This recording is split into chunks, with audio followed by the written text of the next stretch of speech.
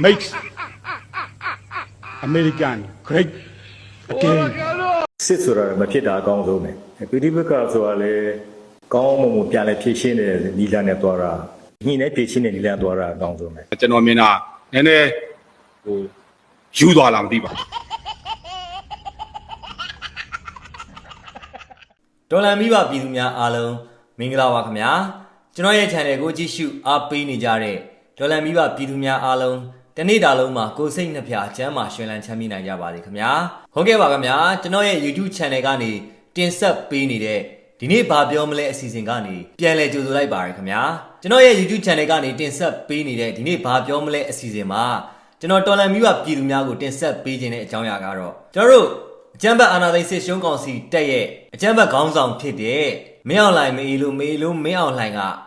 သူကိုယ်တိုင်တော်မှ SK ကိုအရန်ကိုကောင်းမွန်နေတာပေါ့နော်အရန်ကိုကောင်းမွန်နေတာရွေ့ပြောတာပေါ့သူကိုယ်တိုင်တော်မှ SK ကိုဒီလောက်ထိညံ့ဖြင်းနိုင်ငံတကာတန်တမန်ဆက်ဆံရေးတွေမှာတောင်မှဒီနိုင်ငံသားတွေနဲ့နော်နိုင်ငံတကာတန်အမတ်တွေနဲ့တွေ့ဆုံပြီးတော့စကားပြောတဲ့အခါမှာတော့မှအင်္ဂလိပ်လိုမပြောနိုင်မင်းနဲ့စကားပြန်ပါရင်ပါမှာပါလို့ရှိရင်ဘာတွေပြောလို့ပြောမှန်းမသိဘူးနောက်မြန်မာလိုတွေပြောစကားပြန်နေပြီးတော့စကားအင်္ဂလိပ်လိုမျိုးစကားပြန်ပေးရတယ်ကဲဘယ်တော့မြန်ကောင်းလိုက်တဲ့မင်းအောင်လှိုင်ရဲ့ ESK လဲဆိုတာဒါဟုတ်သူကအခုရီးရတယ်တကယ်ကိုရီးရအခုသူကဘယ်လောက်တော့မြန်ကောင်းလိုက်လဲမင်းအောင်လှိုင်ရဲ့ ESK လဲဆိုတာသူ့ရဲ့တပည့်တွေဆိုတာလေ ESK ကအင်္ဂလိပ်လိုပြောတာ ESK အရန်ကိုကျွမ်းနေတာပဲလုံးဝ special ကိုကျွမ်းကြတာတကယ်ကို special ကိုကျွမ်းကြတဲ့နော် standard army တက်ကြီးသူတို့စစ်တပ်တစ်လုံးကအကြမ်းဖက်စစ်တပ်တစ်လုံးကစစ်ခွေးတွေအကုန်လုံးကဒါကိုမင်းအောင်လှိုင်ကအခုဘယ်ဥပဒေကိုဘာကိုယူကြောင်မှုကြောင့်နဲ့ထပြီးတော့ဥပဒေထထုတ်လဲဆိုတော့အခုသင်္ဘောသားအလုတ်ကင်ဖြစ်စစ်မှုထမ်းတိမ်းရှောင်ဖို့အတွက်ပြည်ပကိုထွက်ခွာတဲ့ကျွန်တော်တို့ပြည်ပကိုထွက်ခွာတဲ့သူတွေအရန်ကိုများပြားလာတဲ့အခါမှာဒီအကြမ်းဖက်အာဏာသိမ်းစစ်ရှုံးကောင်စီတပ်ကအသက်25နှစ်အထက်ကျော်လွန်ရင်သင်္ဘောသားအလုတ်ပိုင်ခွင့်မရှိတော့ဘူးလို့ပိတ်ပင်တားမြစ်တယ်နောက်ထပ်ကန့်သက်ချက်စီးမြစ်အနေနဲ့သင်္ဘောသားအလုတ်ကင်လူသူများဟာသင်္ဘောသားအနေနဲ့အလုတ်ကင်လူတဲ့သင်္ဘောသားဖြစ်ချင်တဲ့သူတွေဟာဆိုရင်တဲ့အသက်25နှစ်အောက်ရှိရမည်အပြင်အင်္ဂလိပ်စာအရေးအဖတ်အပြောစွမ်းရည်ပြီးတော့နားလည်မှုစွမ်းရည်အင်္ဂလိပ်စာပေါ့နော်အရေးအဖတ်အပြောနားလည်မှုစွမ်းရည် IELTS 4K အမှတ်5အထက်ရှိရမည်ဆိုတဲ့သတ်မှတ်ချက်တွေကိုတိုးမြင့်ချမှတ်လိုက်ရောင်းသတင်းထုတ်ပြန်ထားတာကိုဒီ YouTube ပေါ်တော်သတင်းတွေကိုထုတ်ပြန်ထားတာကိုသိရှိရပါတယ်ခင်ဗျာဟုတ်ကဲ့ပါဒီကောင်ကြီးရဲ့ဘလောက်တိတောင်မှ YouTube ပေါ်တော်နိုင်လဲဆိုတော့အခုဒီလိုမျိုးပေါက်140ဥပဒေတွေရှောက်ထုတ်ပြီးတော့သင်္ဘောသားတွေကိုအခုပါတယ်အင်္ဂလိပ်စာအရေးအဖတ်အပြောနားလည်မှုစွမ်းရည် IELTS 4K ရှိရမယ်ဆို 4K တောင်မှအမှတ်5အထက်ရှိရမယ်လို့ဥပဒေတွေရှောက်ထုတ်တယ်ဒီကောင်တွေတကယ်ချီးတော့တယ်ဘာလို့လဲဆိုတော့ဒီကောင်တွေသူတို့ကိုယ်တိုင်တောင်မှအင်္ဂလိပ်လိုမျိုးကောင်းကောင်းမပြောတတ်တဲ့ကောင်တွေကပြည်သူကိုဒီလိုမျိုးတွေရမှသင်္ဘောသားပြေးခွင့်ရှိမယ်လို့ပြည်သူဥပဒေတွေယူပြီးတော့ရှောက်ထုတ်အဲ့တော့နော်ဒီကောင်တွေကိုယ်တိုင်ကအင်္ဂလိပ်လိုမျိုးကောင်းကောင်းမွန်ပြောနိုင်လားဆိုတော့လေပေါက်ပန်း40ရောက်ပြောနေတာဟိုမှာသူ့ရဲ့တပည့်ဇော်မဲလုံးက American Great Again ပေါက်ပန်း40ရောက်ပြောတယ်ပြီးတော့သူတို့ကိုယ်တိုင်စကားပြန်ပါရင်ပါလို့ရှိရင်နိုင်ငံတကာတန်တမန်ရေးရာနဲ့ပတ်သက်ပြီးတော့ဒီဆက်ဆံပြောဆိုတဲ့အခါဒီမှာနော်မြန်မာလူတွေကိုပြောပြီးတော့ဗျာတကယ်ရုပ်ပေါက်တယ်သူကိုယ်တိုင်တော့မှအင်္ဂလိပ်လိုကောင်းကောင်းမပြောတတ်တဲ့မင်းအောင်လှိုင်နော်မအားလားအင်္ဂလိပ်လိုတကယ်တက်လားတကယ်တက်တာပေါ့ငါရှိရမြန်မာလိုပြောရင်ငါ transition ဘာသာပြန်ပေးမယ်ကျွန်တော်မှချစ်သူတယောက်ရှိ I have a lover အတိတ်ပဲဟာ I ဆိုတာကျွန်တော် has ဆိုတာရှိတယ် lover ဆိုတာချစ်သူ I have a lover ကျွန်တော်မှချစ်သူတယောက်ရှိပါတယ်အခုဆိုလို့ရှိရင်ပြည်သူကိုနော်တင်မောသားဖြစ်ခြင်းတဲ့သူတွေအနေနဲ့တဲ့အခုဆိုလို့ရှိရင်ကြားလို့မှကောင်းကြိုက်သေးရဲ့လားနော်ဒီမှာပြည်ပကိုထွက်ခွာတဲ့ပြည်သူတွေကအရန်များလာတဲ့အတွက်ကြောင့်မလို့အခုဆိုလို့ရှိရင်တခုမဟုတ်တခုဒီကောင်ကဒီအကြမ်းဖက်စစ်တပ်ကခွေးတွေကတခုမဟုတ်တခုလိုက်ပြီးတော့ပိတ်ပင်တားမြင့်နေတာပြည်သူတွေမှာနော်ပြည်ပကိုထွက်ခွာဖို့အတွက်တောင်မှလွတ်လွတ်လပ်လပ်ထွက်ခွာခွင့်မရှိကြတော့အဲ့တော့ကိုလုံးမကိုစားရမှာတို့လောက်ကြပါအောင်ပြောကြပါအောင်အခုနော်ခင်ဗျားတို့ဘာပြောနိုင်မလဲနော်ခင်ဗျားတို့ဟိုနေသားလို့နေခဲ့တဲ့အချိန်တော့နော် အေးစိနေနေကြပြီးတော့မင်းအောင်လိုင်းကတော့တခုပြီးတခုကြက်မှာပဲပြည်သူကိုအဲ့တော့ကျွန်တော်တို့တော်လန်ပြည်သူတွေကတော့ရတဲ့နည်းနဲ့တွန်းလှန်နေကြတာအဲ့တော့ခင်ဗျားတို့ကိုလုံးမကိုစားမှာတို့နေသားလို့နေကြတဲ့သူတွေတို့เนาะပျော်နေကြတဲ့သူတွေเนาะခင်ဗျားတို့ဘယ်လိုပဲဖြစ်ဖြစ်တဖြည်းဖြည်းနဲ့ဒီကောင်ကတခုဆိုလို့ချင်းတခုပြီးတခုကြက်လာအောင်ပါเนาะအခုကြည့်ပေါက်ကရ40ယူနေတဲ့ဥပဒေတွေတားထုတ်နေတာကြည့်ရောเนาะခင်ဗျားတို့လွယ်ကူနဲ့တင်မောသားဖြစ်ခွင့်မရှိတော့ဘူးဒီကောင်ကယူကြောင်မှုကြောင်နဲ့တင်မောသားဖြစ်နေတဲ့လူငယ်တွေတင်မောသားဖြစ်ချင်တဲ့လူငယ်တွေနော်အင်္ဂလိပ်စာ 4K ကို IELTS 4K ကိုအမှတ်9ထပ်ရှိရမယ်ယူကြောင်မူကြောင်နဲ့ဒီကောင်ကကန့်တက်ချက်စီးမင်းတွေရှောက်ထုံနေတာဘယ်ကောင်အင်္ဂလိပ်စာမကောင်းမနဲ့တင်မောသားလုံးပါလေအခုခေတ်လူငယ်တွေကဂျန်ဇက်တွေကနော်အကုန်လုံးလေးလာနိုင်မှုစွမ်းအားမင်းတို့ထက်အကုန်ကောင်းမိတာစစ်ခွေးတွေရဲ့ကြီးရတယ်ပေါက်ကရ40ဒီကောင်နဲ့သူတို့ကိုယ်တိုင်မပြောတတ်ဘူးသူတို့ကိုယ်တိုင်ကြတော့အင်္ဂလိပ်လိုမပြောတတ်ပဲနဲ့သားတွေထားတာပြီးတော့အယူဥပဒေတွေထားထုံနေရဒီကောင်နေနော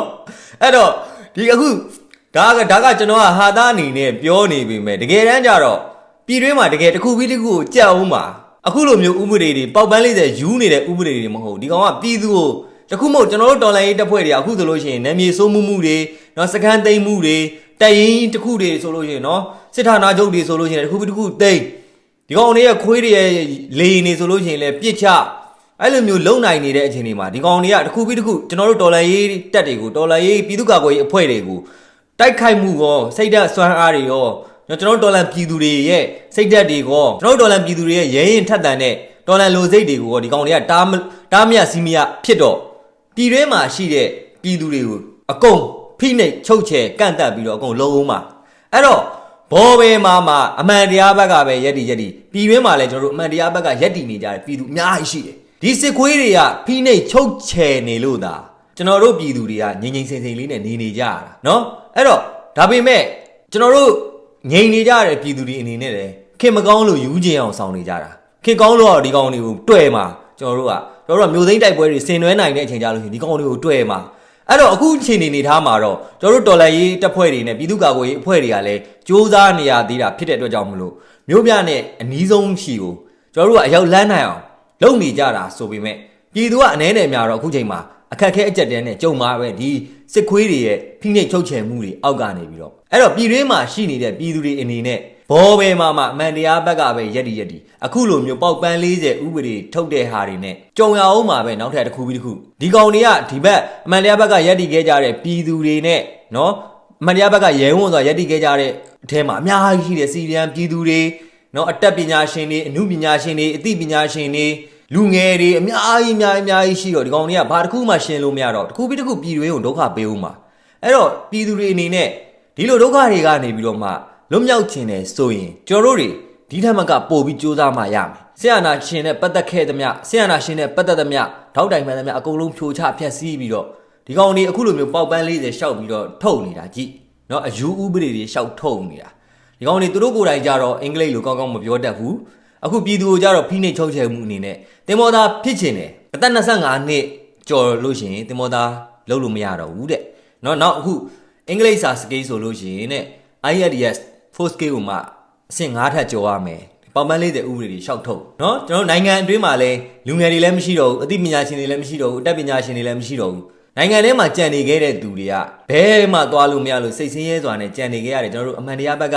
ကရက်တည်နေကြတယ်ပြည်သူနဲ့ဒီစစ်ခွေးဘောမတတိုက်ပဲရှိတော့တယ်အဲ့တော့ဘလို့ပဲဖြစ်ဖြစ်ကျွန်တော်တို့တော်လန်ပြည်သူတွေအနေနဲ့နိုင်ငံထဲမှာပြည်တွင်းမှာရှိတဲ့နော်တော်လန်ပြည်သူအနေနဲ့အားတင်းထားကြပါအောင်ကျွန်တော်တို့ကိုချင်းစာပါတယ်နားလဲပါတယ်ကျွန်တော်တို့ဒီစစ်ခွေးတွေရဲ့စစ်အာဏာရှင်ရဲ့အမျိုးမျိုးသောဖိနှိပ်ချုပ်ချယ်မှုတွေရှိနေတယ်ဆိုတော့ကျွန်တော်တို့နားလဲပါတယ်ဒါပေမဲ့အားတင်းထားကြပါအောင်ကျွန်တော်တို့တော်လန်ရေးတပ်ဖွဲ့တွေအနေနဲ့ရောတော်လန်ရေးရဲဘော်တွေအနေနဲ့ရောအမှန်တရားဘက်ကရက်တည်ခဲ့ကြတယ်ကျွန်တော်တို့တော်လန်ထောက်ဖို့ပြည်သူတွေအနေနဲ့ကောလုံးဝအင်းနဲ့အားနဲ့စူးစမ်းနေကြပါတယ်ရောင်နီလာမဲ့နေ့သစ်စီကိုအဲ့တော့ကျွန်တော်တို့တွေအတူတူမကြခင်မှာရောင်နီလာမဲ့နေ့သစ်ကလည်းမကြခင်မှာရောက်တော့မှာဖြစ်တဲ့အတွက်အဲ့ချိန်ကြလို့ရှိရင်ကျွန်တော်တို့တွေဟာတကယ်ကိုပျော်ရွှင်ကြကောင်းတဲ့အချိန်အဖြစ်နဲ့ပျော်ရွှင်ကြကောင်းတဲ့အခြေအနေအဖြစ်နဲ့ကျွန်တော်တို့တွေအတူတူလက်တွဲပြီးတော့ဆင်နွှဲရအောင်မှာဖြစ်ပါတယ်အဲ့တော့အခုချိန်နေမှာကျွန်တော်တို့ကဒုက္ခအရေးလို့မတတ်မှတ်ဖ ೇನೆ တကယ်ကိုအားတင်းထားဖို့လိုအပ်ပါမယ်ခင်ဗျာဟုတ်ကဲ့ပါခင်ဗျာကျွန်တော်ရဲ့ YouTube channel ကိုကြည့်ရှုအားပေးခဲ့ကြတဲ့ဒေါ်လာမိဘပြည်သူတူဦးတယောက်ချင်းစီတိုင်းကိုကျေးဇူးအများကြီးတင်ရှိပါတယ်ခင်ဗျာတနေ့တာလုံးမှာလည်းစစ်အာဏာရှင်ရဲ့